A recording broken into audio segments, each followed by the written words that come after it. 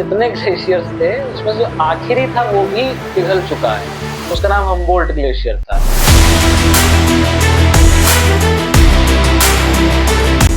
बीचों बीच घने जंगल में जाकर के वहां ना तो कोई टेक्नोलॉजिकल इंटरवेंशन हो रहा है ना कुछ हो रहा है, उस पर भी इम्पैक्ट पड़ रहा है ह्यूमन एक्टिविटीज का कि 70% आबादी लॉस, मतलब लगभग 70% स्पीशीज ही लॉस्ट।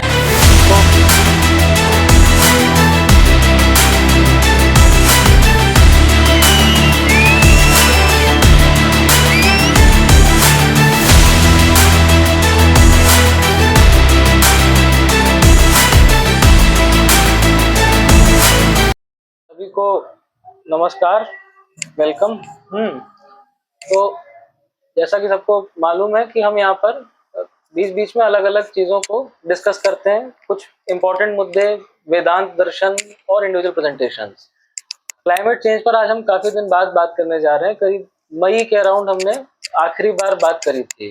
तो हमने पैटर्न ये बना रखा है कि अपने तरफ से इंडिविजुअली हम लोग कोई रिसर्च पेपर्स या और काम का अध्ययन कर सकें तो अच्छी बात है। अदरवाइज ये दिखाई पड़ता है कि करेंटली यूट्यूब पर, सोशल मीडिया पर आचार्य प्रशांत इस मुद्दे पर बहुत वोकली बात कर रहे हैं। उनके करीब दर्जनों यूट्यूब चैनल्स हैं। उसमें से प्रकृति नाम से एक डेडिकेटेड चैनल है जो क्लाइमेट चेंज को ही एड्रेस करता है। वो जितनी बातें क्लाइमेट चेंज पर करते हैं वो सारी उसमें फीचर होती रहती हैं। तो ये स्ट्रेटजी अच्छी समझ में आई थी कि वो जब बातें करते हैं उसमें उनकी टीम के द्वारा बहुत सारे स्टैट्स लगा दिए जाते हैं जिससे बात और अच्छे से समझ में आए। उन वीडियोस को ही ला करके प्रेजेंट करने का प्रयास किया गया है। तो उन वीडियोस को ही थोड़ा ब्रेक डाउन करके समझाने का प्रयास किया जा रहा है जिससे जो इशू है वो ज्यादा अच्छे से समझ में आए।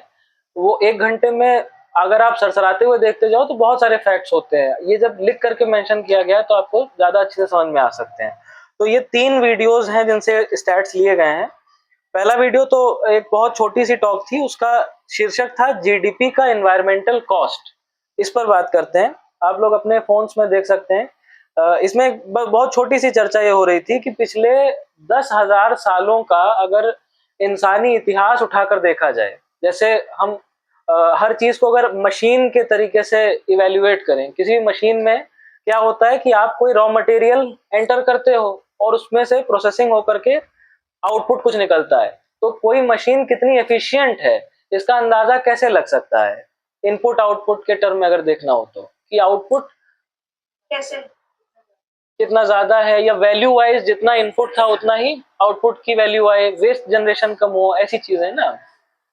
तो अगर ह्यूमन काइंड को ही ह्यूमन मशीन सामान लिया जाए, ह्यूमन मशीन का अगर देखें तो पिछले 10,000 सालों में इनपुट में अगर आप देखें तो पूरी दुनिया के रिसोर्सेस को एज रॉ मटेरियल्स लिया गया है।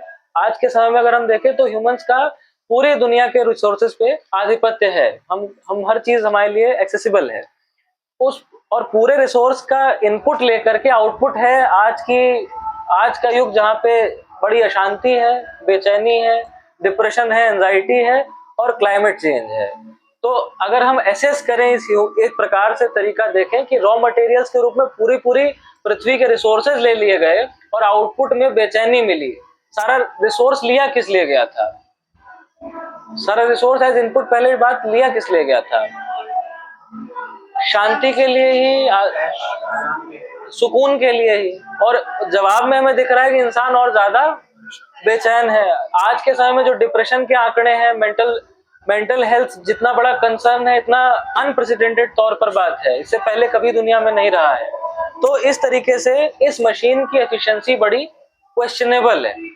और जब जिस मशीन की हम बात कर रहे हैं इसमें विजडम की फैकल्टी है कि हमें क्या करना चाहिए और क्या नहीं करना चाहिए, इसलिए फिर अध्यात्म या विजडम का पोर्शन बहुत ही सिग्निफिकेंट हो जाता है, इतना जरूरी हो जाता है जिसके बगैर आप चल ही नहीं सकते, है ना।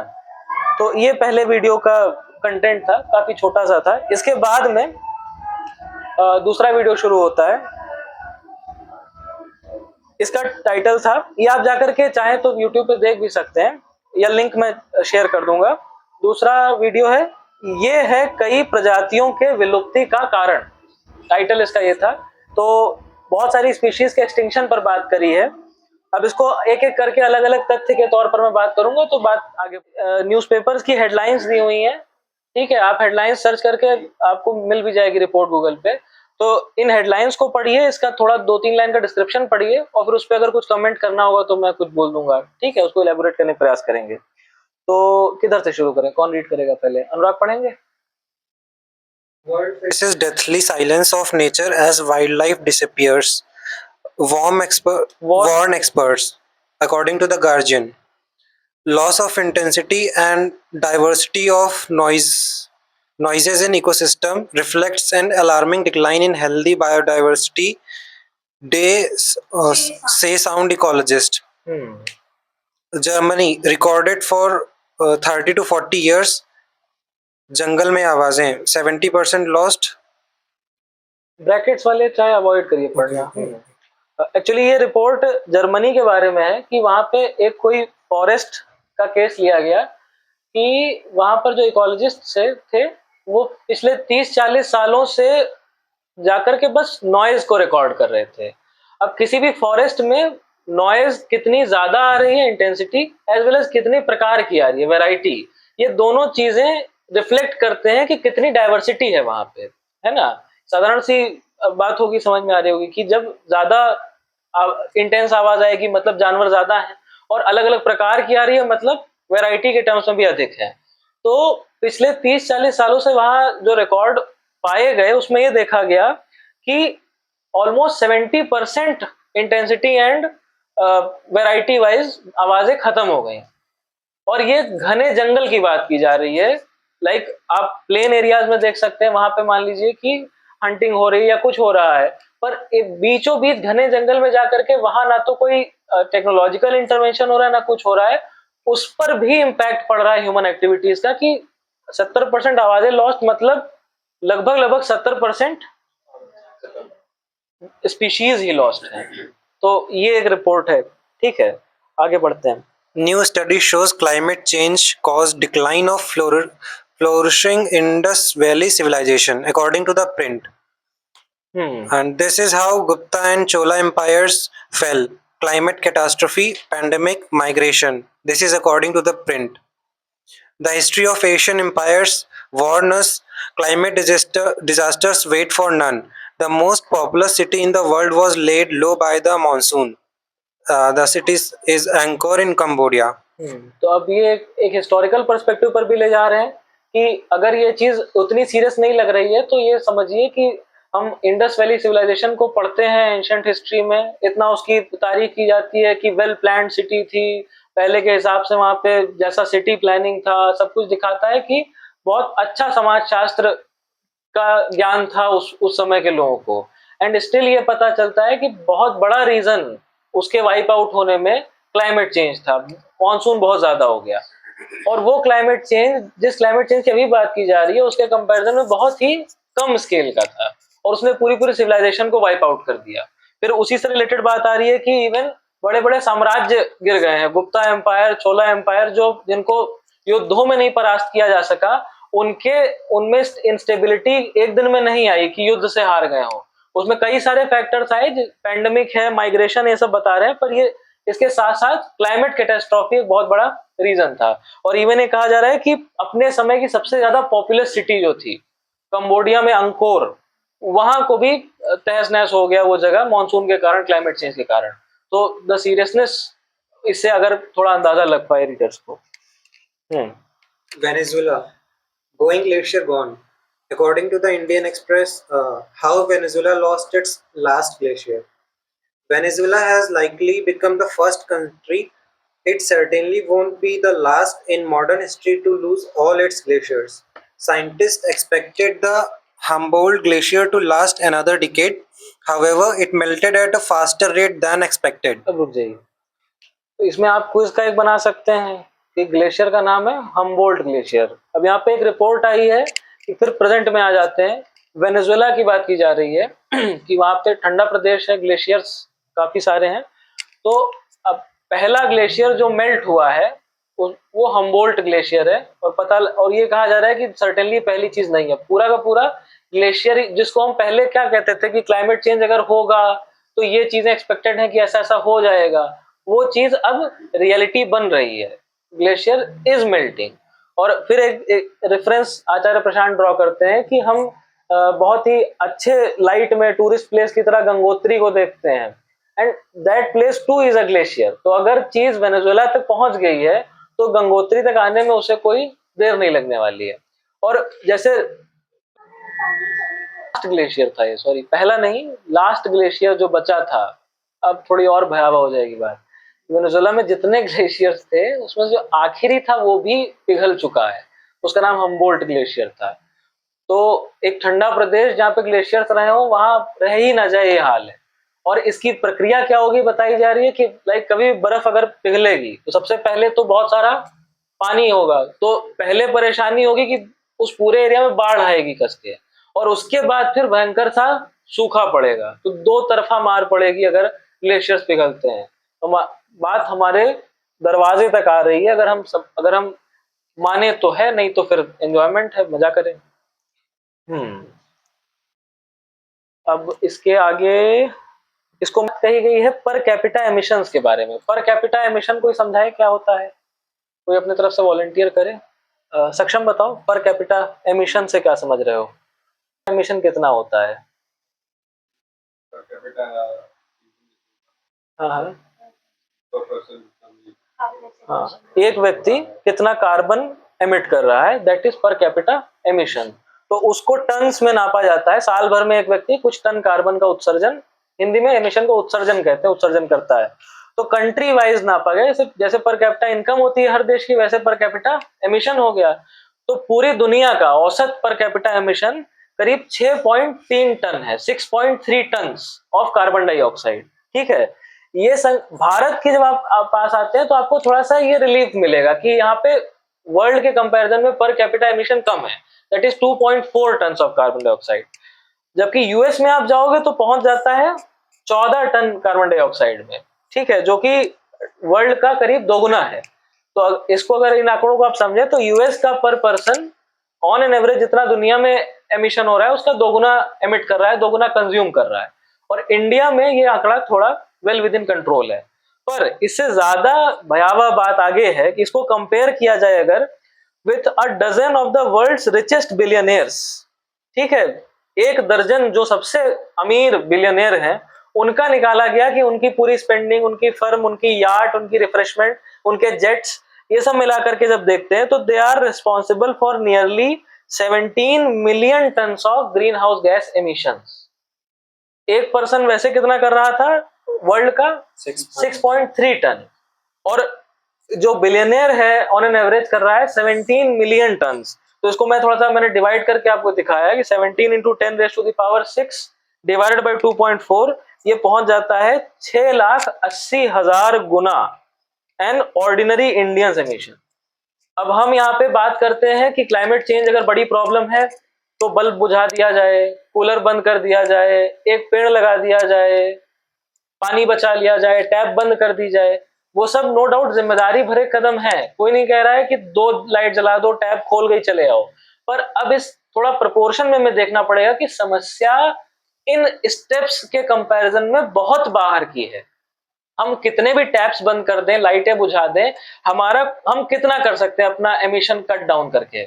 अगर ये 2.4 टन कार्बन डाइऑक्साइड है, एक आदमी डिसाइड कर ले कि नहीं ही कुछ करेगा, तो मैं कह रहा हूं वैसे तो प्रैक्टिकली नॉट पॉसिबल, पर कहां चला जाएगा? 0 टन कर लो। एक बिलियनियर कितना करे दे रहा है? 6,80,000 लोग जितना करेंगे उतना एक बिलियनियर कर रहा है। तो वो चेंज बिना उनको समझाए या उनमें चेंज लाए इन स्टेप्स में बदलाव नहीं आ सकता है। उस पे आगे आचार्य प्रशांत आते हैं कि क्या उसका समाधान हो सकता है। अभी तो आप समस्या के को थोड़ा प्रोपोर्शन में समझिए। सिर्फ ऐसे बात क्वालिटेटिवली कह देना कि हाँ क्लाइमेट चेंज हो रहा है, कार्बन डाइऑक्साइड एमिट हो रहा है, या उसमें हर कोई कल्प्रिट है, हर किसी का बराबर का योगदान है, that will not help us to reach the root of the problem. Root अगर देखनी है तो मैं क्वांटिटेटिवली देखना पड़ेगा कि पर कैपिटा आखिर कितना एमिशन हो रहा है। तो एक क्वेश्चन उठ रहा है कि अपना व्यक्तिगत कितना एमिशन कम करोगे, more so when you are not really crossing any limits. आप लिमिट उस हिसाब से क्रॉस ही नहीं कर रहे हैं। अगर हम देखें इस क्राइसिस में जो अमीरों का योगदान है, अगर वो रिस्पॉन्सिबल इनफ हो जाए, वो उसको ब्रिंग डाउन कर दें, तो आम आदमी को तो इतना चेक लगाने की आवश्यकता ही नहीं अपने अपने एमिशंस पे। बल्कि अब हम क्लाइमेट चेंज के नाम पर जो गरीब तबका है, जिसको जिसको कुछ संसाधनों की, कैपिटल की, रिसोर्सेज की जरूरत है, उनको कहते हैं कि नहीं नहीं, प्रोडक्शन नहीं होना चाहिए, इंडस्ट्री खराब चीज है, तुम तो बैठो, तुम तो बस बैक टू द विलेजेस चले जाओ। तो ये तरीका नहीं काम करने वाला है। ठीक है, मेन प्रॉब्लम जो है उसको अगर समराइज करें तो ये है कि हमारे अभी के सेलिब्रिटीज, आइडल्स, ग्रेट पर्सनैलिटीज, जिनको भी हमने अपने सर पर चढ़ा रखा है, उन्हें वहां से खींच कर नीचे उतारना होगा। No other solution of this catastrophe. अब वो कैसे उतारना होगा, कहाँ किसको चढ़ाना होगा, इस पर आगे बात होती रहेगी। वो उसके लिए प्रक्रिया समझनी पड़ेगी कि वो चढ़े कैसे वहां पर, उन्हें चढ़ाया किसने, हमारा उसमें क्या रोल है, वहां से बात आगे बढ़ेगी। चीज है वो इको फ्रेंडली है, पर वो इलेक्ट्रिक है तो उसमें लिथियम बैटरीज का यूज होता है। पर ये फैक्ट है कि जो एक टन ऑफ लिथियम होता है वो around 2 million litres of water require करता है, जो कि जो बनाने का उसका प्रोसेस होता होगा इवेपोरेशन वगैरह करके। तो ये मतलब इतना 2 मिलियन लीटर बहुत ज्यादा हो गया। तो underground water reserve 2 million litre, million, हाँ, तो उसमें उसके जो अंडरग्राउंड वाटर रिजर्व्स हैं उनको डिप्लीट करेगा, और जो कि एक डेंजर करेगा सैलिनाइजेशन, मतलब कि जो नॉर्मल वाटर है वो खारा हो जाएगा। ऐसा ही ना? स्टैट आप लोग बताएं, जो लोग हम लोग ज्योग्राफी में पढ़ते थे कि कुल मिला के पानी कितना है दुनिया में? 70%, 3/4, 75%। उसमें फ्रेश वाटर कितना है?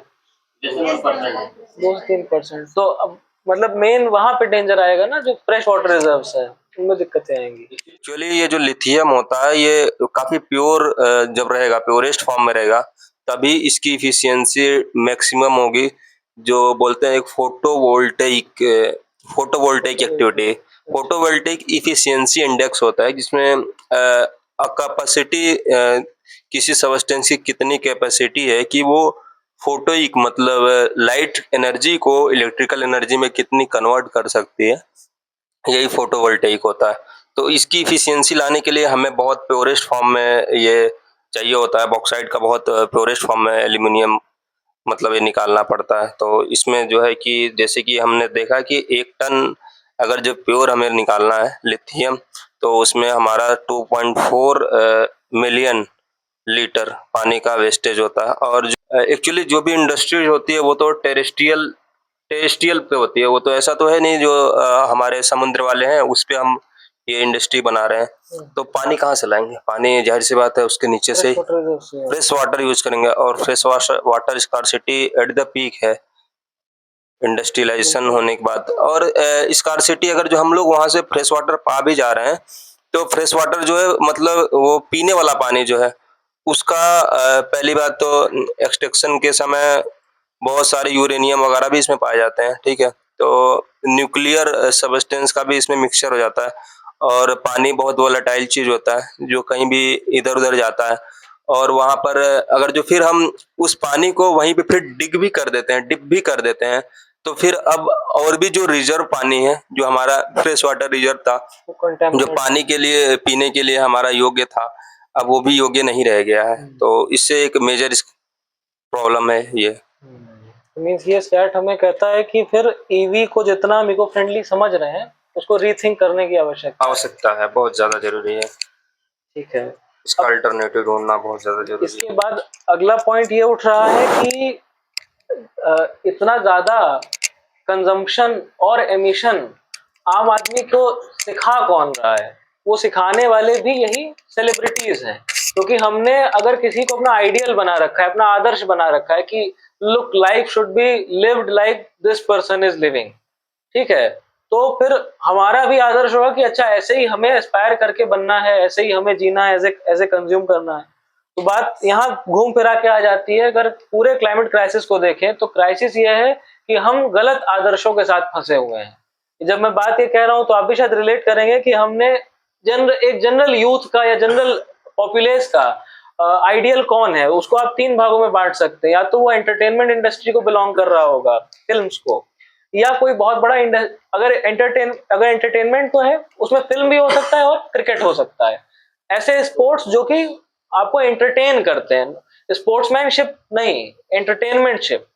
उसके बाद दूसरी चीज इंडस्ट्रियलिस्ट को बिलोंग करता है इंडिया, कि जहां पे या तो उसके पास पैसा बहुत ज्यादा है या फिर कोई पॉलिटिशियन इसके पास पावर बहुत ज्यादा है। और इन तीनों के केस में जो एक बात इन्हें जोड़ती है वो इनका बेतहाशा कंजम्पशन है, एमिशन है, अननेसेसरी तौर पर। तो आम आदमी को अगर अपना गुनाह देखना है तो वो बातें सेकेंडरी तौर पर आती हैं कि हमने अपने घर पर कितना बिजली बचाई, कितना पेड़ लगाए, कितना क्या किया। उससे ज्यादा बड़ा गुनाह है कि ये जो लोग ऊपर चढ़कर बैठे हुए हैं एक ऐसे डेमोक्रेटिक लोकतांत्रिक सिस्टम में जहां पर पीपल ही डिसाइड करते हैं कि कौन हीरो होने वाला है, उन्हें हीरो बनाए रखना ही हमारा सबसे बड़ा गुनाह है। ठीक है, अगर आप आज के हर सेलिब्रिटी को देखेंगे तो आपको लिंक क्या मिलेगा कि हर सेलिब्रिटी सिखाता है unlimited consumption is the purpose of life. अपन को भोगना मांगता, जितना हो सके उतना खाना मांगता।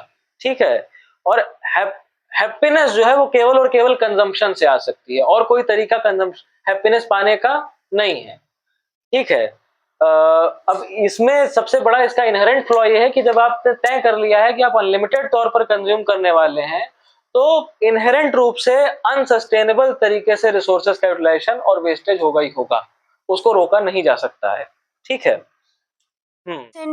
एग्रीकल्चरल लैंड लाइफ स्टॉक को रेस करने में यूज हो रहा है, जिससे हमें मीट, डेयरी और टेक्सटाइल्स मिल रहा है। बाकी बचा 20% में से 16% क्रॉप्स फूड के लिए यूज हो रहे हैं और 4% नॉन फूड के लिए, जैसे बायोफ्यूल्स, कॉटन एक्सेट्रा। अब इस 80% के भी कैलोरी सप्लाई अगर हम देखें, ग्लोबल कैलोरी सप्लाई, उसमें वो 80% सिर्फ 17% कैलोरी सप्लाई कर रहे हैं। बाकी 83% प्लांट बेस्ड सोर्सेज से ही आ रहे हैं। अब उस 80% में जो ग्लोबल प्रोटीन सप्लाई है वो सिर्फ 38% है, जितना मीट और डेयरी से आ रहा है। बाकी बचा 62% प्लांट बेस्ड फूड से ही आ रहा है। So the system of raising livestock for meat and dairy is less efficient in terms of land used compared to directly consuming crops for food. This leads to a situation where a large proportion of agricultural land is allocated to livestock rearing, even though the calorie output from animal products is relatively very lower compared to crops grown for human consumption. Agricultural land बनती कैसे है? Loss of biodiversity. पहले पेड़ कटता है। हाँ, पहले आपको पेड़ काटने पड़ेंगे, उसके साथ साथ जितने का हैबिटेट है, जितनी बायोडायवर्सिटी है, सारी जाएगी।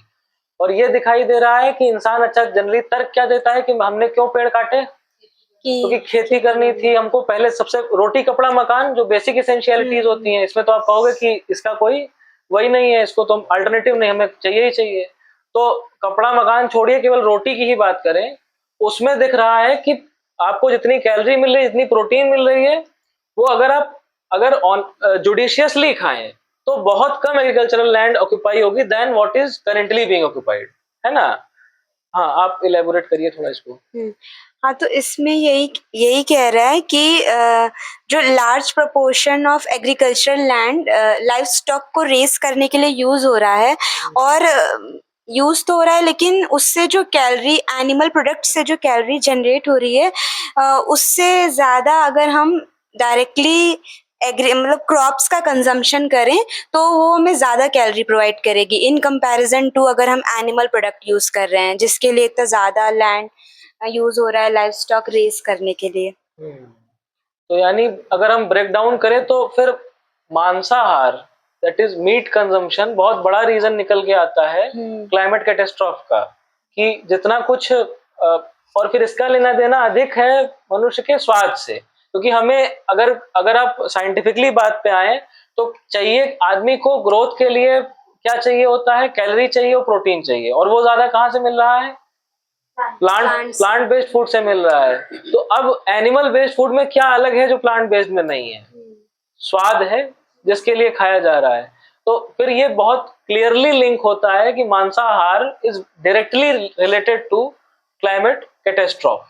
ठीक है, तो इसमें एक पॉइंट और भी जोड़ना चाहूंगा मैं। जनरली जो हम ग्रेन्स प्रोड्यूस करते हैं और मीट प्रोड्यूस करते हैं, इसका एक कोरिलेशन है। लगभग 3 से 10 KG 3 to 10 kg of grains is required to produce 1 kg of meat.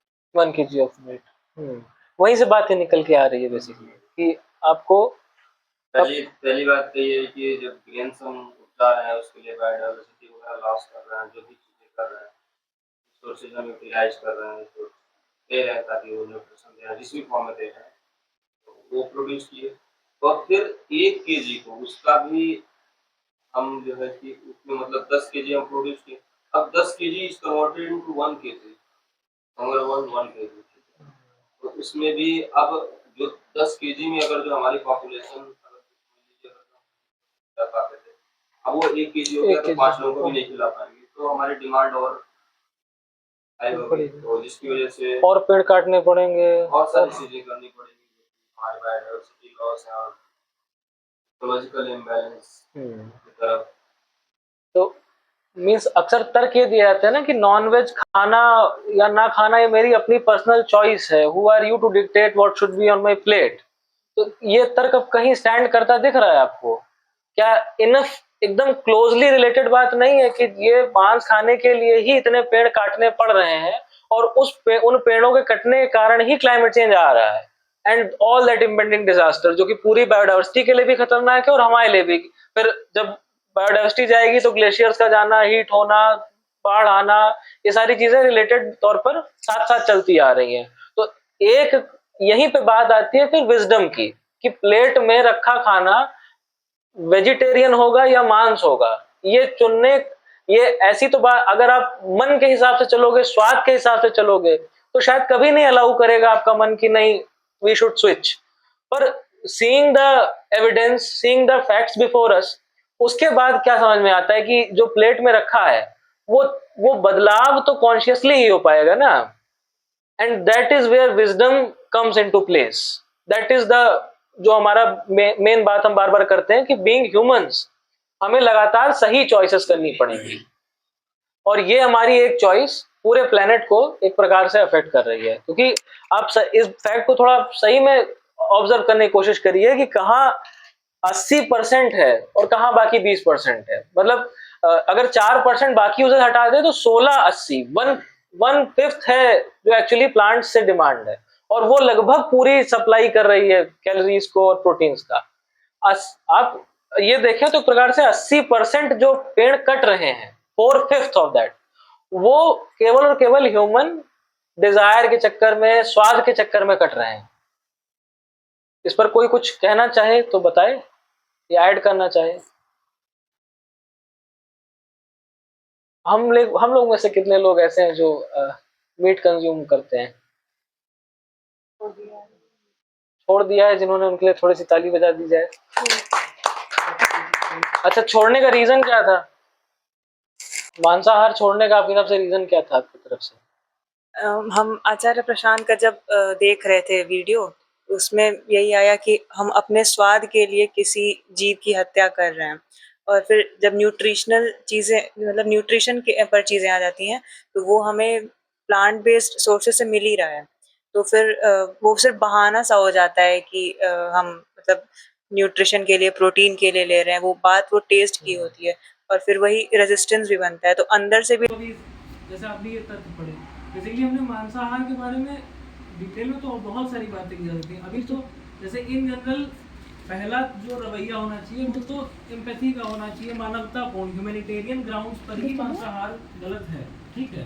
पर उसको एक पल को अगर हटा भी दें, जब बात ये आ जाती है कि नहीं लॉजिक्स पे प्योरली आदमी लाता है, तो उसके लिए फिर हम क्वांटिटेटिवली भी असेस कर लेते हैं कि आखिर इसका इस एक शौक का, इसको अगर इस वे ऑफ ईटिंग को हम शौक कहते हैं, तो इस पूरे शौक का क्लाइमेट पे या पूरे प्लेनेट पे क्या इफेक्ट पड़ रहा है, इसको क्वांटिटेटिवली भी देख लेते हैं, और उसमें भी ये हमको पीछे ही कर रहा है, नुकसान ही पहुंचा रहा है। तो अब तो हमें सचेत हो ही जाना चाहिए, है ना। इस पूरे बात को समझते हुए भी आपको क्या लग रहा है, मतलब आप खुद को कहाँ पा रहे हैं कि फ्रॉम योर साइड ये ठीक प्रैक्टिस है, या आप इसको ओवरकम करना चाह रहे हैं, कोई रेजिस्टेंस आ रहा है, अपने को कहाँ पाते हैं? पहली बात तो ये है जैसे कि मीट वगैरह जो हम हिस्टोरिकल पॉइंट ऑफ व्यू से देखते हैं, तो जब होमो सेपियंस का इवोल्यूशन हो रहा था, तो हम पाते हैं कि जब आदमी जंगल में रहता था तो एक बार जंगल में आग लगती है, कुछ जानवर जल के मर जाते हैं, फिर उसे लोग खाते हैं तो अच्छा लगता है। वहीं से एक चालू होती है कि मीट खाने की प्रैक्टिस जो भी होती है, ये तो हमारा एक हिस्टोरिकल पॉइंट ऑफ व्यू हो गया। और उसके बाद ये चीज़ें दशकों सदियों चलती रही हैं। हमारे हिस्ट्री में जब भी पढ़ा जाता है सब चीज़ों को, तो वहाँ से एक हमारे मतलब वो आ गया ना कि लोग खा रहे हैं, ट्रेडिशनली चला आ रहा है। तो वैसे भी मेरे अंदर भी आया, मेरे अंदर वैसे ही ये चीज़ें इंट्रोड्यूस हुई। और पहले की अपेक्षा में अब धीरे धीरे हम भी जब क्लाइमेट चेंज या फिर बहुत सारी चीज़ों को देखें, सुने, समझे, या फिर एक चीज़ और भी है कि जितना भी इन्फेक्शियस डिजीज़ जो भी होता है, इन्फेक्शियस डिजीज़ होता है, वो जो है कि वेजिटेरियन से तो नहीं फैलता, नॉन वेजिटेरियन से ज़्यादा फैलता है। जैसे अभी हम जनरली पाते हैं कि काफ़ी जो वायरसेस होते हैं, क्या H1N3 स्ट्रेन ही आता है, बर्ड फ्लू वगैरह का स्ट्रेन आता है। तो हमने देखा था कि ये कोविड का ही हाँ, कोविड के टाइम पे हमने देखा था कि सबसे ज़्यादा इससे बहुत ज़्यादा साइंटिफिकली प्रूवन नहीं है कोविड के लिए, लेकिन ये H1N3 का स्ट्रेन जो भी है सबसे पहले साउथ में जो पाया गया था, बेड्स वगैरह में भी पाया गया था, ठीक पाया गया था। निपाह वायरस एंड जितना भी वायरल होता है, फ्लो होता है, हमारे जो है तो मीट के ही थ्रू हो रहा है। तो इससे अपने आप को धीरे धीरे परिमार्जित करने की कोशिश करने में लगे हुए हैं और देखते हैं कहाँ तक अपने आप को सफल पाते हैं। ये सेकंड वाला वीडियो यहाँ पे खत्म होता है। इस पर किसी को कुछ शेयर करना हो, क्वेश्चन करना हो, कुछ बताएं।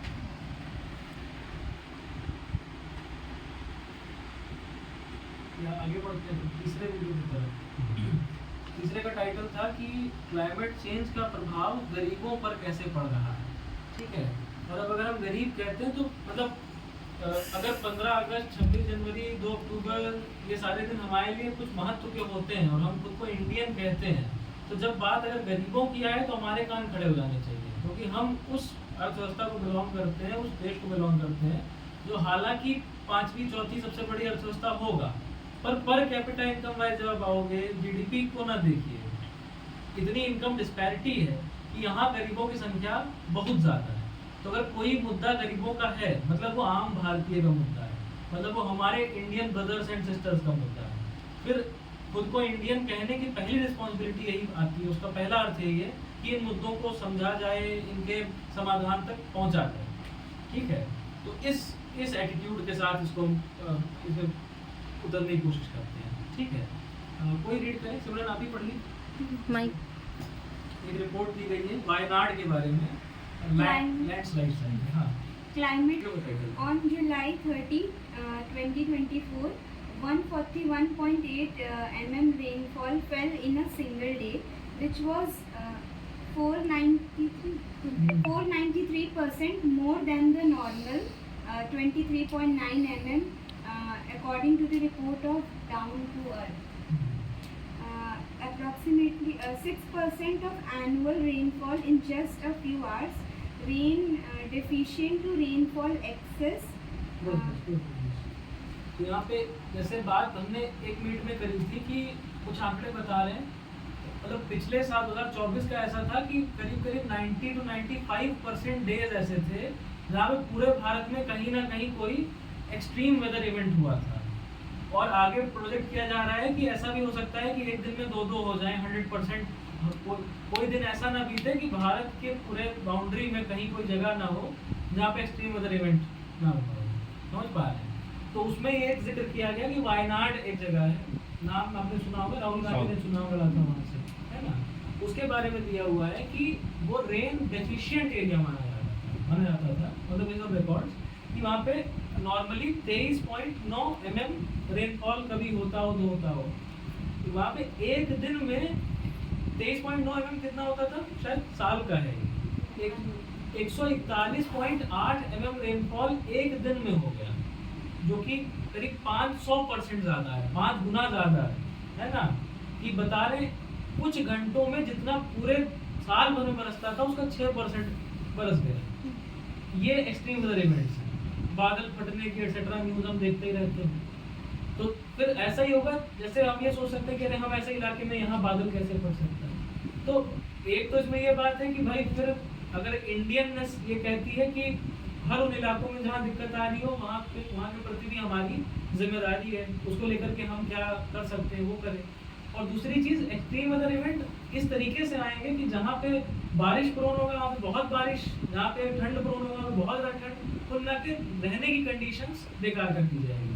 अब इसमें एक बार इमेजिन करिए, चलिए हम घर में बैठे हैं जिनकी daily hand to mouth earning है, कि अगर आज नहीं कमाया तो खाना मुश्किल होगा।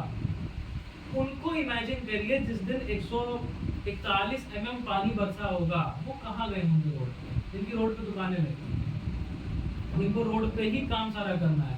और भारत की लगभग इकोनॉमी सारा यही इनफॉर्मल सेक्टर ही है, जिसको रोड पे ही सारा गुजर बसर करनी है। एक्सट्रीम गर्मी हो जाए, एक्सट्रीम ठंडी हो जाए, हम क्या अपने रूम पे बैठ के पढ़ भी पाते हैं? अगर बहुत गर्मी हो जाए तो, बहुत ठंडी हो जाती है जिस दिन, उस दिन रजाई से निकलने का मन नहीं करता, बारिश हो रही है तो कौन बाहर जाए, ये हाल है। और उस जगह पे जिनकी लाइवलीहुड पर डे डिपेंडेंट है, उनका क्या होगा? तो गरीबों पे ही सबसे बड़ा इसकी मार पड़ने वाली है, उस चीज़ को हाईलाइट करने का प्रयास किया जा रहा है। ठीक है, फिर वही एक स्टैट है कि richest 1% account for more carbon emission than poorest 66%। ये बात बार बार घूम फिर के आती है कि सारी समस्या ब्रेक डाउन कर सकते हैं आप क्लाइमेट चेंज की कार्बन एमिशन पे। ग्रीन हाउस गैस एमिशन ही परेशानी का स्रोत है। और उसमें भी अगर पूरी जनता को हम देखें, इनकम वाइज उनको अगर लगा दें ऊपर से नीचे, तो सबसे ऊपर का 1% नीचे के 66% से ज़्यादा कर रहा है, या करीब करीब बराबर कर रहा है एमिशन। मतलब सारा मेन कल्प्रिट आपको वहाँ मिलेगा, उनकी एक्सेस कंजम्पशन के प्रति प्रोन टेंडेंसी। ठीक है, अच्छा, Fortune of 10 richest enough to fund children's education for 25 years. ये दो बातें तो पढ़िए। क्या कहा गया? कोविड-19 में जो बिलियनियर्स की वेल्थ थी, आपने देखा होगा कि उस टाइम पता चला था कि अडानी जी भारत के सबसे बड़े उद्योगपति बन गए हैं, और ऐसी बातें आ रही थी। तो जिस समय में भारत के एवरेज इंसान की नौकरी जा रही थी, इनकम में दिक्कत आ रही थी, उसमें दिया हुआ है कि 39%, दैट इज लगभग जितना वेल्थ थी उसका आधा और बढ़ गया बिलियन। और ये बिलियनियर्स की वेल्थ है, तो कितनी रही होगी? और वो कोविड में जब हमारा लॉकडाउन चल रहा है, ये इनकम डिस्पैरिटी का हालत है। और दूसरी चीज़ ये बात है कि इनके पास इतना पैसा है कि कितने 10 रिचेस्ट लोग हैं, अगर इनके 25 साल तक एजुकेशन 25 सालों तक चल रहे हैं। This is the stat. फिर उसके बाद फिर हमारे जो एफर्ट्स होते हैं वो कहाँ स्टैंड कर रहे हैं, ये बात समझ में आनी चाहिए कि फिर हम जहाँ पे हैं, हम सिर्फ अपने मेजर्स के द्वारा चेंज नहीं ला सकते हैं। चेंज तो थॉट में लाना पड़ेगा, थॉट प्रोसेस में लाना पड़ेगा। और जिस चीज़ के लिए this capitalist stand for consumerism, ठीक है, बेतहाशा कंज्यूमरिज्म, उस आइडियल को हमें चोट पहुंचानी पड़ेगी, उस आइडियल को चेंज करना पड़ेगा, उसको सुधार लाना पड़ेगा। आगे पढ़िए। गवर्नमेंट स्टडी हाँ, Government study predicts significant decline in yield of rice, wheat, and maize by 2080 due to climate change. ये कहाँ पे चलेगा भाई? तो बहुत नीचे चलेगा। ये भी फैक्ट पढ़िए कि बिलियनियर्स का बता रहे हैं कि 37-38% वेल्थ बढ़ रही है, और 84% जो लोअर तबके को बिलोंग कर रहे थे उनकी वेल्थ घट गई थी। ठीक है, तो ये डिस्पैरिटी आपको समझनी पड़ेगी। अच्छा, ये एक होमवर्क की तरह आप अपने लिए खुद से ले सकते हैं कि ये स्टैट तो बता दिया गया कि इनकी बढ़ी, इनकी घटी, आखिर इसका कॉज क्या है, ये कैसे हुआ? एक इंसान इसी बात को पढ़ ले कि कैसे बिलियनियर्स की वेल्थ शॉर्ट अप हुई है और कैसे इनकी गिरी है, तो उससे हम इस बात को और अच्छे समझ पाएंगे। अभी तो बस फैक्ट हमने रख दिया है। ठीक है, तो कोशिश करिए अगर कोई इस बारे में पढ़ना चाहे, अगली बार पढ़ करके आए। तो इससे बात क्या समझ में आ रही है कि जो क्लाइमेट क्राइसिस है वो बेसिकली अमीर लोगों के लिए नहीं है, उनके लिए उतनी बड़ी समस्या नहीं है। मेनली तो उसका सारा जो दिक्कत आने वाली है वो असहाय लोगों पे, अशक्त लोगों पे, गरीब लोगों पे आने वाली है। क्योंकि अमीरों का तो एटीट्यूड यही है कि हम कंट्रोल कर लेंगे क्लाइमेट को जहाँ भी जाएंगे, हमारे पास तो एयर कंडीशनड सराउंडिंग्स मिलेगी जहाँ भी जाएंगे, हमारे पास तो मनकारा है। बिल्कुल। To add on to this, TV social media का उद्देश्य आम आदमी को बेहोशी में रखो ताकि उसको पता ही ना चले कि उसकी दुर्दशा का जिम्मेदार कौन है। अब इस बात को बहुत अच्छे समझिए जो कही जा रही है कि पहले तो इतनी डिस्पैरिटी है, अब इस पर कोई क्वेश्चन ही नहीं हो रहा है, क्योंकि जो आम तौर पे सोशल मीडिया है, मास मीडिया है, वो ये मुद्दे नहीं दिखा रहा है कि ऐसा कुछ हो रहा है। वहाँ पे तो पता नहीं क्या ही चल रहा है अलग सा। अच्छा, इसमें एक एग्जांपल उन्होंने आचार्य प्रसाद ने दिया, ये बात कही है कि उन्होंने न्यूज़पेपर के एक ही पन्ने पर 2 खबरें पढ़ी, जिसको कंट्रास्ट ड्रॉ कर रहे थे कि एक तरफ क्लाइमेट चेंज के कारण जो त्रासदी से मौतें हुई उनका जिक्र है कि ये हुआ वो हुआ, और उसी पन्ने पर ये भी लिखा हुआ था कि जीडीपी कैसे बढ़ाई जाए, उसका तरीका क्या किया जाए। तो मतलब जो लाइक न्यूज़पेपर है या मीडिया है, उन्हें उनसे एक्सपेक्ट किया जाता है कि दे किसको अच्छा न्यूज़ रिपोर्टर माना जाएगा, संवाददाता जो नब्ज पकड़ के चलता है, इंसान की ज़मीनी हकीकत जानता है। और यहाँ पे ऐसी बेरुखी है फैक्ट्स के प्रति कि उन्हें लिंक ही नहीं कर रहे हैं कि समस्या आ कहाँ से रही है, कि मानो ये बहुत अलग अलग खबरें हैं। They do not want to look at the source of the problem. ठीक है, नोबडी टेलिंग कि ग्रोथ का गलत मॉडल ही इस सारी बर्बादी का कारण है। अगर ये दिक्कतें आ रही, ठीक है, एक फैक्ट ये है कि नेचर अपने आप में बहुत सारे एक्सट्रीम्स दिखाती है। आप नेचुरल सराउंडिंग्स में जाओगे तो वहाँ पे कभी बरसात ज़्यादा, कभी कुछ हो सकता है, पर हमने पिछली मीट्स में इतना क्लियर किया है कि प्रेजेंट जो क्लाइमेट चेंज आ रहा है that is actually due to human activity. उसमें लेना देना ऐसा नहीं कि अरे ये तो प्रकृति का चक्र है, जीवन होता है तो मृत्यु भी आती है और रीत है आना जाना, that is not the correct logic, ये कुतर्क होगा। ठीक है, एक फिर ये टॉन्ट है कि आज की तरक्की का एक ही अर्थ हो रखा है कि आपकी जेब में पैसा कितना है, और पैसा बेसिकली आप पैसा थोड़े चाहते हो, आप उससे उसकी वैल्यू उसके in terms of the material comforts it is promising. और ये सारी एडिशनल भूख आ वहाँ से रही है कि जिन आइडियल्स को हमने अपने ऊपर चढ़ा रखा है। तो we are actually trapped in a vicious cycle, जहाँ पे जो खराब कर रहे हैं स्थिति को, हम उन्हीं को लुक अप टू कर रहे हैं कि अरे ऐसा ही बनना चाहिए, और वैसे ही बनने की दौड़ में और ज़्यादा प्लेनेट को खराब करते जा रहे हैं। ठीक है, फिलॉसफी हमारी ये हो गई है कि जिंदगी is for consumption and that is fundamentally wrong. अब पहले इस पॉइंट पे थोड़ा आके रुक जाते हैं कि लाइक ये सारे स्टैट्स अपने आप में हमारे ब्रेन को और ज़्यादा फॉर्डर देने के लिए नहीं है। ठीक है, सिर्फ यही एंड नहीं है कि बस खाली सामग्री भर ली जाए कि अच्छा मुझे एक बात और आती है, I know this thing, along with this I also am aware about कि क्लाइमेट चेंज के स्टैट्स क्या है। उसका उद्देश्य ये है कि हम जो अदरवाइज क्वेश्चन ये होता है ना, बड़ा एब्स्ट्रैक्ट सा क्वेश्चन होता है कि हमें कंज्यूम करना चाहिए कि नहीं करना चाहिए, भाई मेरी लाइफ है, उसको इन पर्सपेक्टिव रखा जा रहा है प्रॉपरली कि हर बंदा अगर यही क्वेश्चन करने चल देगा कि भाई मेरी जिंदगी है, मैं चाहे कंज्यूम करके बिताऊं और चाहे त्याग करके बिताऊं, तुम्हें क्या, उसका प्लैनेटरी लेवल पर ये आकर के इम्पैक्ट आता है। तो अब फिर इस सवाल को रिविजिट करना आवश्यक है या नहीं? क्या ये सिर्फ पर्सनल लिबर्टी पे छोड़ देने लायक क्वेश्चन है कि भाई मेरी मर्जी? इस पे जरा थोड़ा सा लोग आप बताइए कि ये जो फिलॉसफी है, आप इस बात से रिलेट कर पा रहे हैं कि आज की फिलॉसफी मोरलेस यही है हर किसी की कि जिंदगी अनलिमिटेड कंजम्पशन के लिए, विदाउट कंजम्पशन हम पूरे नहीं होंगे, हमें खुशी नहीं मिलने वाली। इस बात से कितने लोग डिसएग्री कर रहे हैं कि नहीं ऐसा नहीं है, लोग बैलेंस लाइफ जी रहे हैं, लोगों को पता है जो चल रहा है, बहुत पुराने ढर्रे चल रहे हैं, सब कुछ बैलेंस चल रहा है, स्टेबल है, ऐसा कौन कहना चाहेंगे? सब लोग मतलब ये कर रहे हैं कि हाँ कंजम्पशन की का नशा चढ़ा हुआ है।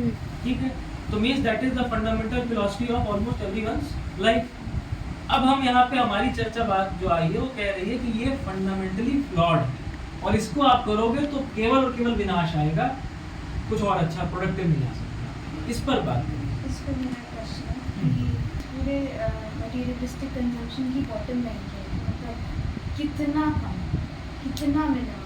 फॉर एग्जांपल यहाँ पे मैं एक बोलूँगी आपको कि जो मेलानाइट्स के बारे में अगर आपने पढ़ा हो, जैसे बहुत सारे सॉर्ट ऑफ कल्ट है, ठीक है, हर कई एरियाज ऑफ द वर्ल्ड में। फॉर एग्जांपल मैं अर्जेंटीना का एग्जांपल दूँ, वो चर्च से रिलेटेड है, मतलब कैथोलिक एक्सट्रीम कल्ट है, तो वो आज भी इन दी 21st सेंचुरी 18th और 19th सेंचुरी के एरा में रहे हैं करेंटली। पूरे मतलब बाकी दुनिया से वो थोड़ा सा आइसोलेटेड है, अपनी कम्युनिटीज़ में रहते हैं, पानी, बिजली और इन सब मतलब जो भी अभी हमने रिसेंट एडवांसेस से जो भी सुख सुविधाएँ दी हैं उन सबका त्याग करके एक एकदम 18-19 सेंचुरी में रहते हैं, उसी तरीके के कपड़े पहनते हैं, उसी तरीके के घर हैं, गाड़ियाँ भी नहीं हैं, उसी मतलब फिर एनिमल को यूज़ करके ट्रैवल और जो भी है उनकी बच्चों का एज सच कोई मतलब वही उनकी चर्च की जो स्कूलिंग है वही दी जा रही है, और औरतों का भी फिर वही उसी तरीके के रोल्स हैं, जैसे औरतें सिर्फ घर का काम कर रही हैं, आदमी सिर्फ हार्ड वर्क कर रहे हैं, खेतों में काम कर रहे हैं। तो वो बस मैं एक एग्जांपल दे रही हूँ कि क्या फिर उनका तरीका सही है यहाँ पे, अगर हम कंजम्पशन को ही सिर्फ रेफर करें, और इसकी फिर इन दी एंड बॉटम लाइन क्या है, कितना कंजम्पशन, कितना मिनिमम होना चाहिए आइडिया। वो इस पर अपनी कुछ टिप्पणी करना चाहेगा?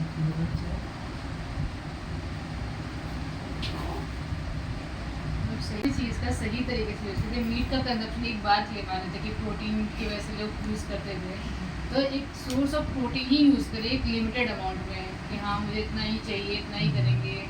अब उसका स्वाद के लिए हम 2-3 किलो कटवा रहे हैं एकदम बढ़िया से बैठ के पार्टी करें, उसके लिए ना करें। लाइक बॉटम लाइन पे ये मतलब कि अब किसी भी चीज़ का AC ही है, मतलब जैसे मंदिरों में AC लगता है तो मतलब उस चीज़ का होता है, मतलब पीछे एक मंदिर उसमें 10 AC लगा हुआ है, तो मतलब AC सही चीज़ है, सही चीज़ है, लेकिन उस जगह यूज़ करें ना जिसका वो एकदम नेसेसरी हो कि हाँ यहाँ काम नहीं चल जाएगा इसका, जैसे वो उस ज़माने में जी रहे जिसमें जीना चाहते हैं वो है। लेकिन अगर वो अपने आप को आगे बढ़ाना चाहते हैं तो एक लिमिट सेट करें कि हाँ इतना ही हमें यूज़ करना है। अगर कहीं काम एक AC में चल जा रहा है, थोड़े से चल जा रहा है तो उतना ही यूज़ करना चाहिए। जैसे यहाँ पंखा से काम चल रहा है, हम फालतू के AC लगाएं, नहीं हमें थोड़ा सा ही कुछ नहीं सहना है, तो अपनी ईमानदारी हो, हाँ अपनी हाँ, ये चीज़ ज़्यादा सेल्फ कॉन्शियसनेस पे डिपेंड करता है कि हर किसी के मॉरल्स क्या हैं, वो किस हिसाब से सोच रहे हैं। अगर किसी को ये रियलाइज ही नहीं हो रहा है कि हमें AC की नीड नहीं है, हम उसके बिना नहीं कर सकते, तो फिर उसका कोई मतलब नहीं है। उसे लगेगा कि यहाँ भी AC होना चाहिए, वहाँ भी होना चाहिए, यहाँ भी होना चाहिए। फिर उसको ये फैक्ट्स दिखाना जरूरी हो जाता है कि देखो ये जो अंधे तौर पे चल रहा है उसके और रिपरकशंस क्या है। मुझे लगता है कि कोई भी चीज़ ऐसा होता नहीं है, लेकिन कोई भी ऐसा बनाना चाहिए कि कभी भी आप मतलब ऐसा इलेक्ट्रिसिटी लेके आ जैसे मतलब मुझे नहीं पता कि ये जो इलेक्ट्रिक वाली चल रही कार उसका भी कुछ है, हाँ, मुझे नहीं पता। तो मतलब ऐसे निकालने से पहले ये बताना चाहिए कि हाँ ये चीज़ें बनती कैसे, ये भी जानना जरूरी होता है हमें कि हाँ उससे हमारा खर्चा कितना हो रहा है। जैसे अगर वो बताना पड़ेगा कंपनी को, अगर कंज्यूमर हाँ, पूछे तो कंज्यूमर को एक तो बार उसका ये- उसकी हवा चाहिए, उसकी गद्दी अच्छी चाहिए, उसको ये पूछना है कि प्रोडक्ट की डिज़ाइन कैसे हुई है, डिज़ाइन- उसमें इंटरेस्ट है। या फिर वो कोई डिस्क्लेमर कार्ड प्रोवाइड करें कि बिल्कुल। आप EV ले रहे हैं, लेकिन तो देख इसमें लीजिए ये- स्टैट्स जिसको करेंगे नहीं Yes. जाहिर सी बात है। तो इसमें भी घूम फिरा के बात यही आ रही है कि वी नीड इन्फॉर्म्ड कंज्यूमर्स जिनके क्वेश्चंस वैसे हों कि इसका क्लाइमेट कॉस्ट क्या है ना? मतलब चीज़ें वही है कि नहीं आप यूज़ एक लिमिटेड अमाउंट उसमें भी फिर एक चीज़ आ रही है कि जो बड़े बड़े लोग हैं वो उसका प्रोडक्शन कर रहे हैं, तभी वो मतलब अपने फ़ायदे के लिए कि उनका बिजनेस आगे चले, ये सब चले। अगर कोई भी वो काम चीज़ करें तो खत्म नहीं दोनों हुई। अल्टरनेटिव हम रखें कि जैसे अगर हम पढ़ रहे हैं हम पंखे में भी पढ़ सकते हैं और AC में भी पढ़ सकते हैं। हाँ। अब हम ये ईमानदारी से अपने देख लें कि अगर पंखे में पढ़ने में बहुत ज़्यादा ही गर्मी हो रही है, दिक्कत हो रही है, एकदम ही नहीं कंसंट्रेट कर रहा है, तो चला ले थोड़ी देर AC और हो जा रही है तो अपने उसमें पर फिर ये तो सब्जेक्टिव हो गया ना। पूरी डिस्कशन में हम फिर वहीं आ गए, वो 6.8 टन जो था उसी को 5 टन और 60 टन हो रहा है। कितना मिनिमम कितना इसका जो एक्चुअल समाधान है ना, दो तरीके से आप देख सकते हैं। लाइक जो आपने एग्जांपल दिया कि वो सभ्यता या वो कल्ट वो वाइज नहीं है, वो पिछड़े हैं, ठीक है, बहुत ज़्यादा ऑर्थोडॉक्स है। ऑर्थोडॉक्स है। आप पिछड़े तो उसी से आप लीजिए ऑर्थोडॉक्स हाँ। ये कहीं से नहीं कहा जा रहा है। लाइक जैसे ये बहुत बड़ा टसल है इंसान का कि या तो अगर मान एक एग्जांपल दूं मैं नदी का, ठीक है, हमेशा कहा जाता है ना सागर की भव सागर का एग्जांपल देते हैं, सागर भव सागर नदी, और नाव होती है और चलाई जाती है, ठीक है। तो अभी दो एक्सट्रीम्स हैं, या तो कोई ऐसा है कि जो नाव पे उतरा तो उसके बाद उसकी नाव डूब ही जानी है, मतलब या तो इंसानों ने ऐसा हाल कर रखे कंज्यूम करने चले तो पूरा पानी में घुस गए, डूब गए, और या फिर अभी जो हम एक तरफ आ रहे हैं, एक एक्सट्रीम है, या तो कि फिर भाई नाव पानी में ही ना उतरो, बाहर रह जाओ, सूखे सूखे रह जाओ। तो इसी प्रॉब्लम को सॉल्व करने के लिए विजडम है कि आप आए हो नेसेसरली दुनिया में दुनिया के रिसोर्सेज का बेस्ट यूटिलाइजेशन करने के लिए, दुनिया को समझने के लिए।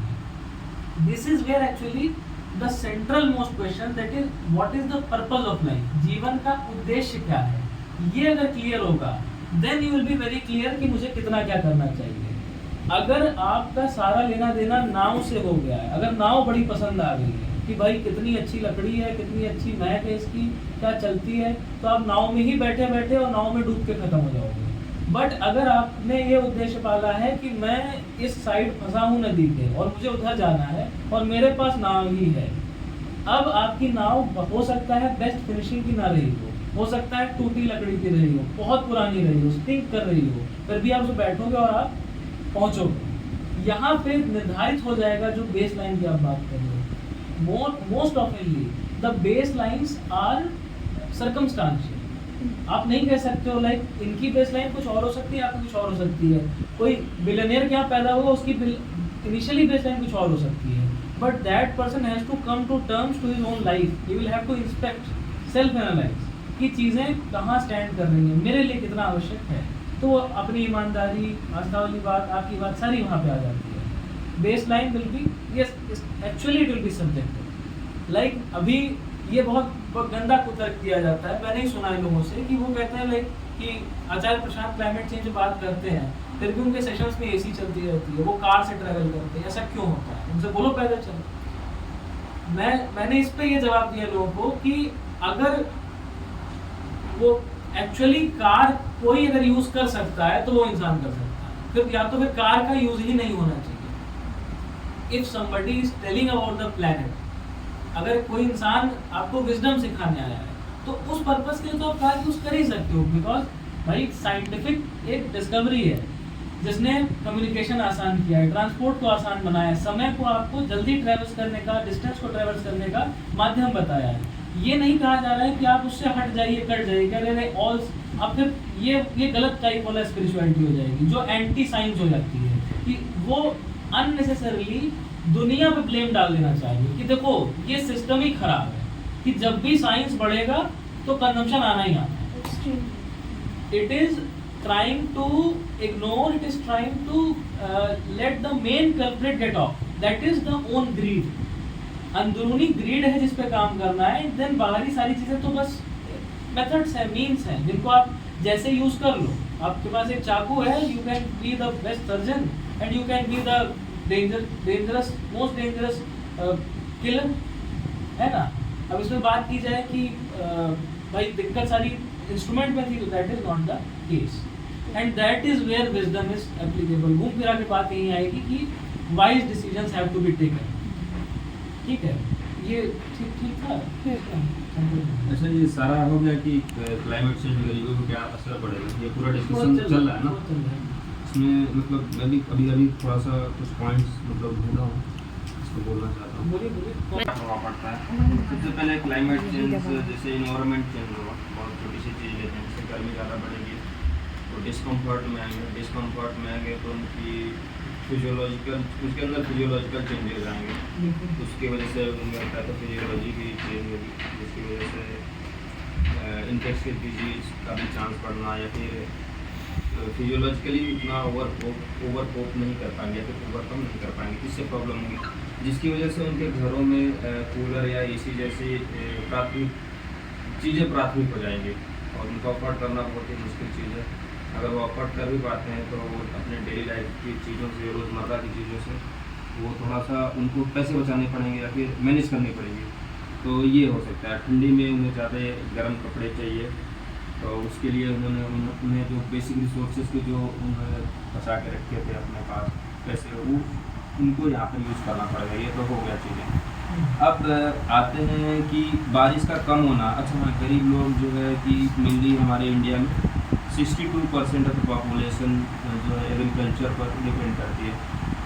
अच्छा, पानी नहीं हुआ, बरसात नहीं हुआ तो उनकी फसलें होंगी खराब और उनकी इकोनॉमी की कमर टूट जाएगी, जिसकी वजह से उनके घर में बच्चे क्या खाएंगे, बीवी कैसे, मतलब फैमिली कैसे चलेगी, ओवरऑल कह सकते हैं, जिसकी वजह से न्यूट्रिशनल डिफिशियंसी और उसके साथ साथ ही बेसिक कमोडिटी के साथ भी उन्हें वो करना पड़ेगा। ठीक है, ज़्यादा पानी हो गया तो फ्लड वगैरह आने के चांसेस रहेंगे। वहाँ पर भी इनकी एग्रीकल्चर फील्ड प्रभावित होंगी और साथ ही साथ ज़्यादा पानी से होने से लैंडस्लाइड वगैरह के भी खतरे रहते हैं। ठीक है, अब हम बात करते हैं कि अच्छा इनके काम धंधे पर भी, क्योंकि अक्सर ये लोग काम रोड पे ही करते हैं तो इनके काम धंधे पर भी प्रभाव पड़ेंगे। अच्छा, ये पीएच चेंज इन वाटर, ठीक है, कार्सिनोजेनिक इफेक्ट और इन सब चीज़ों पे बात करते हैं अच्छे से। अच्छा, हमने देखा था कि 1960s के पहले हमारे पास कितने कैंसर इंस्टीट्यूट थे थ्रू द इंडिया, गिने चुने थे। यूपी में भी एक था, एक एशियन का एक था, और कौन था तो नहीं था, लेकिन अभी हमें हर डिस्ट्रिक्ट में ज़रूरत, मतलब ऐसे बोलते ना India will be the next cancer capital, ये सारी चीज़ें हैं। तो इसके बारे में हम बहुत सारे एस्पेक्ट्स हैं, पर बहुत सारे एस्पेक्ट को भी हम नहीं ले सकते हैं। कुछ ही एस्पेक्ट के बारे में बात करते हैं, जैसे अभी हम बात कर रहे हैं क्लाइमेट चेंज से ही रिलेट करने की कोशिश करेंगे मैक्सिमम चीज़ों को। तो जैसे कि हमारा पानी का जो पीएच है, पीएच ऑफ वाटर जैसे कि समय के साथ एसिडिक हो रहा है, और एसिडिक होने से क्या प्रभाव पड़ेगा, ये एक्चुअली क्या करता है ना, जब ये ट्यूमर सप्रेसर जीन को ये एक्टिवेट कर देता है, ठीक है, और जितना ज़्यादा एसिडिक हो। अच्छा, एसिडिक बहुत बेसिक चीज़ देखते हैं, जब भी एसिड क्या करता है, हमारे न्यूट्रिएंट को वॉश आउट करता है या फिर रिजर्व करता है, या इससे बात है वॉश आउट ही करता है, तो हमारे बॉडी में न्यूट्रिशनल डिफिशियंसी करेगा, इन सब चीज़ों का वो करेगा। अच्छा, ये एंजियोजेनेसिस भी करता है, formation of new blood vessels in the tumour cells, ये फॉर्मेशन करता है, ठीक है, और भी ये चीज़ें करता है, जैसे कि अपने जो भी ट्यूमर सप्रेसर जीन होता है उनमें भी ये कुछ चेंजेस लाते हैं, कार्सिनोजेनिक चेंजेस लाते हैं, ठीक है। तो ये एक रीज़न है कि कैंसर का बढ़ना, और सबसे ज़्यादा ये प्रभाव किस पे पड़ता है, गरीब लोगों पर पड़ता है, ऐसी बात है। और अच्छा हाँ, एक और था बाइंडिंग, जैसे हम दवा खाते हैं, उसमें लिखा होता है 500 mg, तो क्या वो उनका वेट किया, उस दवा का वेट किया कि कितना वेट है, 500 mg क्यों लिखा है इस पर? अरे 500 mg का तो वो दवा है, तो उसका वेट 500 mg क्यों नहीं है? किसी ने कभी गौर किया इस चीज़ पर? उनका बहुत बेसिक चीज़ है, इसमें लगा होता है बाइंडर्स, जितने भी ड्रग्स होते हैं बाइंडर्स लगा होता है, binders are carcinogenic in nature. Government study predicts significant decline in yields of rice, wheat and maize by 2060 2080 due to climate change. So wheat yields to decrease by 19.3% in 2050 and 40% in 2080. अमीरों को क्या ही फर्क पड़ना है इससे, monthly budget का 1% भी नहीं होगा। गरीबों का 30 से 40% ऑफ बजट भोजन होता है या हो सकता है। ये वो इनकम डिस्पैरिटी का एकदम डे टू डे में इम्प्लीकेशन, कि लाइक ऐसा कहा जा रहा है कि रिपोर्ट आई कि भैया 2080 तक प्राइस बहुत बढ़ जाएगा। प्राइस क्यों बढ़ रहा है, ये प्राइस का सिस्टम क्या होता है, बहुत बेसिक्स अगर आप बात करें, डिमांड सप्लाई प्राइस। डिमांड अगर ज़्यादा है, सप्लाई जितना डिमांड है जितनी सप्लाई है, तो प्राइस स्टेबल रहेगा। अगर सप्लाई जितनी है उससे डिमांड कम हो गई तो प्राइस घट जाएगा, और डिमांड जितनी हो रखी है उससे ज़्यादा, उससे सप्लाई घट गई तो प्राइस बढ़ जाएगा। अब यहाँ पे बात सीधी है, यानी ना कि डिमांड ऐसा तो है नहीं कि एक आदमी अगर 1 किलो सामान खाता था तो 15 किलो खाने लगेगा, तो पर कैपिटा राइज नहीं होने वाला है। बेसिकली या तो अगर डिमांड बढ़नी है तो पॉपुलेशन बढ़ने के कारण बढ़ेगी, जो लगातार वो भी कंजम्पशन का ही नतीजा है। तो या तो डिमांड बढ़ेगी इस कारण से, अदरवाइज डिमांड उतनी ही रहनी है। मतलब प्राइस बढ़ने का लेना देना ज़्यादा किससे है, सप्लाई घटने से, ठीक है। कब, जब एग्रीकल्चरल लैंड हमारे पास जितनी है उसका खाली 20% हो रहा था, उसमें भी सप्लाई घट जाएगी। क्यों? क्योंकि आपको ज़्यादा तो उसको मांस के लिए इस्तेमाल करना है, तो ये प्रोजेक्ट ऐसे कर रहा है। उसके हिसाब से प्राइस 20% हो जाएगा, बढ़ जाएगा 2050 में, और 2080 में 40%। और ऐसा भी नहीं कि 2025 में अगर 100 रुपया है तो 2050 में सीधे होगा 120 रुपये ना, 101, 102, 103 होते हो तो 120 जाएगा। तो जो अमीर है उसके लिए कोई दिक्कत नहीं, कहा ही गया कि 1-2% मंथली बजट की वो चीज़ है, पर गरीब के लिए वो इतना ज़्यादा बड़ा एक कंपोनेंट है, उसमें अगर उसका पूरा बजट ही बिगड़ जाने वाला है। दैट इज़ हाउ, मतलब हम लोग शायद नहीं ही समझ पा रहे हैं, कोशिश ही कर सकते हैं समझने की कि उनके लिए कितनी भयानक बात होगी। हम बस अभी इंटेलेक्चुअली ही कोशिश कर रहे हैं। इतने पे आज पॉज करते हैं। इस सवाल पे थोड़ा बताइए, वो स्नेहिल ने उसका उस पर क्वेश्चन, काउंटर क्वेश्चन सब कर दिया। मैं कह रहा था कि जब बात आ गई कि फिलॉसफी सबकी यही है, जिंदगी फॉर कंजम्पशन, तो ये फंडामेंटली रॉन्ग कैसे है? अभी आपको अभी तक के डिस्कशन में क्या समझ में आया? कुछ इंडिविजुअल लेवल पे बात बताइए और कुछ क्लाइमेट लेवल पे बताइए। तो अभी पहले इंडिविजुअल लेवल पे कौन कौन बताना चाहेगा? बांट लीजिए, कुछ लोग इंडिविजुअल लेवल पे कैसे गलत है ये फिलॉसफी, और क्लाइमेट लेवल या पूरे ग्लोबल लेवल पे हर किसी के लिए गलत कैसे है, ये दो भागों में बांटते हैं सबको। बात से तो हम सब सहमत हैं यहाँ पे कि जिंदगी इज फॉर कंजम्पशन, ये मान लिया गया है लोगों की प्रचलित फिलॉसफी हो गई है। पर ये फिलॉसफी फंडामेंटली रॉन्ग है। कैसे? इंडिविजुअल के लिए कैसे गलत है और पूरे समाज के लिए, पूरी दुनिया के लिए, पूरी व्यवस्था के लिए कैसे गलत है? तो इंडिविजुअल वाले कौन कौन बताएंगे? नहीं बताएंगी, स्वप्निल बताएंगी, और अभी तक के जितने डिस्कशन हुए हैं, चाहे वो अध्यात्म, जैसे मैम ने बोला था कि हर चीज़ के दो पहलू होते हैं, प्रोज एंड कॉन्स बताने चाहिए, या मैम ने बोला कि डिस्क्लेमर देना चाहिए, तो बॉस देते हैं, ऐसा नहीं है देते नहीं है। अब जैसे टीवी में भी आप देखो, ये डीडी नेशनल आता है, डीडी किसान आता है, सबको पता है कैसे क्रॉप्स उगानी है, कैसे उस चीज़ को रेगुलेट करना है, बट लोग देखते ही नहीं है, तो उसमें उनकी गलती थोड़ी नहीं है बॉस। उसमें टीआरपी नहीं आ रही तो उसमें पब्लिक नहीं है, कंटेंट ही क्रिएट नहीं किया जा रहा है। यहाँ सारा डिस्कशन ये कह रहा है कि सेमनेस को और प्रमोट करना है। अभी की जो हालत है उसमें जो बैटल चल रही है सेमनेस वर्सेस इंसेनिटी की, उसमें इंसेनिटी बहुत ज़्यादा हावी हो रखी है। तुम्हारा डीडी नेशनल का वो दूरदर्शन का एक प्रोग्राम हफ्ते में एक दिन आता है, या हो सकता है कभी रात को 7 से 7:30 आएगा, पर पूरे बाकी चैनल्स पे चल रही डिबेट जहाँ पाकिस्तान कैसे खराब है, कैसे पस्त किया अमेरिका को भारत का जवाब, ये चल रहा है। अब आमतौर पे इंसान कहाँ जाएगा? मिर्च मसाले की तरफ जाएगा कि कहाँ जाएगा? तो सेन माइंड्स, आवाज़ें कम हैं, यही तो सारा क्राइसिस ही बताया जा रहा है। आदर्श हमने ही खराब कर रखे हैं ना। बात तुम्हारी सही है कि इंडिविजुअल को कॉन्शियस अपना इस्तेमाल करना है कि हमारे लिए कौन सा प्रोग्राम सही है, जो हमें विजडम की तरफ ले जा रहा है या जो हमें और लड़ा रहा है। ये बात बैलेंस की बात ही नहीं आ सकती है। बैलेंस वाली बात एक यूटोपिया है या मिथ है, कह लो कि कभी भी अच्छाई और बुराई में बैलेंस आने वाला है। बुराई ऐसी चीज़ है जो चाहेगी ही नहीं कि अच्छाई को बराबर वॉइस मिले। आप ये बताइए, इस कमरे में अगर लाइट जल गई तो अंधेरे के लिए जगह कहाँ बचती है? एंड बुराई का हाल अंधेरे वाला है। तो बुराई का कभी ये चीज़ सह सकती है कि हाँ चलो 50% कोएग्जिस्ट कर लेते हैं, मैं भी रहूँगी तुम भी रह लो? ये नहीं हो सकता है। ठीक है, ये पॉइंट है कि प्रोज एंड कॉन्स वाली जो चीज़ कह रहे हो, ऐसा नहीं हो पाएगा कि मिर्च मसाला भी चलता रहे और ये भी चले। कोर में गलती है, कोर को सुधारना पड़ेगा। That is the. आगे बढ़ते हैं, कुछ और कहना चाहते हो? ठीक है, सक्षम बताओ कुछ अपनी तरफ से रखो कि वो फंडामेंटली फ्लॉड कैसे है, क्या गलती है?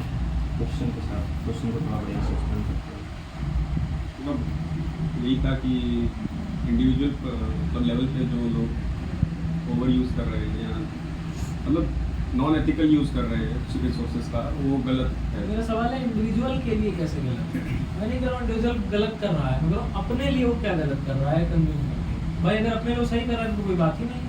फिर तो उसका तर्क ये हुआ, भाई मेरा फ़ायदा हो रहा है, तुम जाओ देखो भी दुनिया, मेरे अकेले करने से ना अच्छा हुआ जा रहा है ना गलत हुआ जा रहा है। एक्चुअली आपको यही तर्क मिलने वाले हैं जब आप बात करेंगे कि मेरे अकेले के करने से भाई कुछ होना नहीं है, तो मैं क्यों बताऊँ, मुझे इससे फ़ायदा मिल रहा है। अब ये मैं पूछ रहा हूँ, सवाल मेरा ये है, इसीलिए क्लाइमेट वाला तो थोड़ा सा आसान भी हो जाएगा। पर्सनली आप बताओ, इंडिविजुअल लेवल पे इस फिलॉसफी का खतरा क्या है, क्यों गलत है? जैसे एक मूवी आई थी टाइगर श्रॉफ वाली, वो सुपर हीरो वाली मूवी थी, उसमें यही था कि मतलब फ्लाइंग जेट वाली, तो वो उसमें यही था कि मतलब जो बिजनेस इंडस्ट्रियलिस्ट था, जो विलन था, वो क्या अपने वेस्ट प्रोडक्शन को बढ़ा रहा था और ऐसे ही खुले में डंप कर दे रहा था। तो उसमें दिखाया ये गया था कि कुछ टाइम बाद जो उसकी बेटी थी उसको कैंसर हो गया था, क्योंकि द कार्सिनोजेंस रिलीज एयर में या फिर वाटर में जिसमें भी हुआ था। तो मतलब अल्टीमेटली वो घूम के वापस आपके पास आएगा, आज नहीं तो कल। और कौन बताना चाहेगा? इसके थोड़ा इंडिविजुअल वाले से हल्का ये लैग किया है। एक लेवल पे मैं इसको अगेन मानूंगा कि ये बाहर क्या असर हो रहा है उस पर। बिटिया आती है, आपके बाहर आती है, आप पे क्या प्रभाव पड़ा? ठीक है, बिटिया के जाने से आप पे प्रभाव पड़ा हो, पर आप पर डायरेक्ट प्रभाव क्या है? क्या आप किस बात से चूक रहे हैं? सवाल मेरा ये। वो कम्युनिटी लेवल पे बता दीजिए, गवर्नमेंट वाले छात्र हैं। प्रभाव पड़ेगा।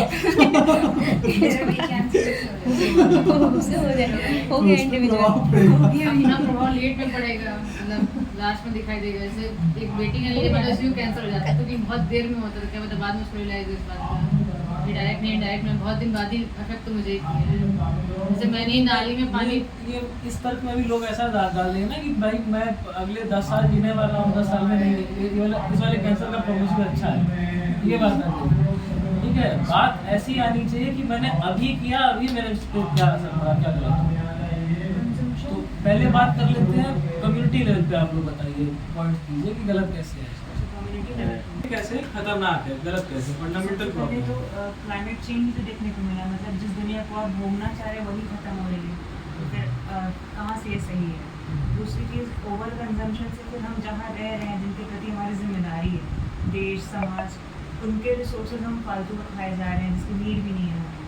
जैसे मतलब जिन बिलियनियर्स की बात हो रही है, वो जो ओवर यूज़ कर रहे हैं, वो चीज़ अगर बच्चों की पढ़ाई में लगा दें या एथिकली कहीं लगा दें तो देश उठ सकता है, प्रोग्रेस हो सकता है। तो ये ऐसे आप कम्युनिटी लेवल पे देख सकते हैं। फिर वहीं ऐसे इंडिविजुअल लेवल पे आ पाएँ तो कंज्यूमरिज्म या कंजम्पशन ऐसी चीज़ है जो कभी सेटिस्फाई नहीं होगी। आप छोटी गाड़ी लीजिए, उससे बड़ी गाड़ी लेने का मन करेगा और बड़ी ब्रांड लेने का मन करेगा, तो वो कभी आप ख़त्म नहीं कर सकते, लेकिन सेटिस्फैक्शन उससे कभी नहीं मिलता है। बड़ा घर, उससे बड़ा घर, उससे बड़ा घर, कई घर लेने का मन करेगा, तो सेटिस्फैक्शन तो आपको नहीं मिलना है पहली चीज़ इंडिविजुअल लेवल पे। ठीक है, और ये इंडिविजुअल लेवल होते होते ही आपको कम्युनिटी लेवल पे आपको अपनी जिम्मेदारियों से दूर रखेगा। इसमें मैं एक चीज़ ऐड करना चाहूँगा, लाइक कम्युनिटी लेवल वाली बात एकदम सही है कि जो एक तरीके से हमें पिछली जितनी मीट्स हैं उससे पता चल रहा है कि अभी तक की जो सबसे बड़ी समस्या बन के निकल के आ रही क्लाइमेट चेंज, वो इसेंशियली ह्यूमन वैल्यूज़ का क्राइसिस है। ह्यूमन वैल्यूज़ क्या, कि हमें कंजम्पशन करना चाहिए या खुद को बैलेंस रखना चाहिए, सही तरीके से बर्ताव करना चाहिए। इस वैल्यू सिस्टम में बदलाव ने इतना बड़ा रिपरकशन दिया है कि लगभग पूरी बायोलॉजी ही खतरे में आ गई है धरती की। तो ये एकदम क्लियर कट इससे एविडेंस है कि ये तरीका तो गलत है, कहीं से जस्टिफाइड नहीं है। इवन अभी कोई कह दे कि नहीं सबका खराब होता होगा, मेरा घर नहीं चल रहा है, मेरा सही है, तो उसका जवाब ये है, हमने क्वेश्चन किया था कि सबसे पहले जरूरी है इस क्वेश्चन को आंसर करना, what is the purpose of life. हम बात ये कर रहे थे, हमने एक सागर का एग्जांपल दिया था। अगर आपको ये पता चल गया है कि आपका यहाँ आकर के उद्देश्य है इस किनारे से उस किनारे पर जाना, उस जगह पे नाव से दिल लगा के बैठ जाना कि वाह कितनी अच्छी नाव है, या नाव पे गुस्सा हो जाना कि नहीं ये गंदी नाव है, नहीं चढ़ूंगा, इससे अच्छी लेके आओ, इन दोनों तरीकों में कौन सा तरीका ज्यादा गलत है? तो दोनों बराबर ही गलत है। और यही कंजम्पशन है, कंजम्पशन आपसे यही कराता है कि या तो मैं नाव पे इतना कायल हो जाऊंगा कि उसे छोड़ूंगा नहीं, बैठ गया तो उतरूंगा नहीं, और या तो चढ़ूंगा ही नहीं। कितनी गंदी है। मैं ऐड करना चाहता हूँ, तुमने बोला पर्पस क्या है। अगर पर्पस हमारा पार करना होगा तो हमें सेकंड वाला तो हमारे लिए ऑब्वियसली सही है। आप जाना नहीं चाहोगे ना, बैठ जाओगे, बैठे रहो जाओगे, ऐसा पर्पस ऑफ लाइफ बात ही आई कि मतलब वो खराब है, चलिए भोग यही तो खराबी है भोग की, उसने तुम्हारा दिमाग सारा नाव पे ला दिया, किनारा भूल गए तुम। This is actually the biggest problem with this philosophy कि आप जिस लिए पैदा हुए आप वो नहीं कर पाए, तो your life was a failure if you considered that life is meant only for purpose, only for consumption। ये बेसलाइन लेकर के आप जाइए, ठीक है। इस पर आगे और खुद भी सोचिए विचारिए क्या ऐसे कैसे आगे बढ़ाते हैं, इसमें पे खत्म कर सकते हैं आज।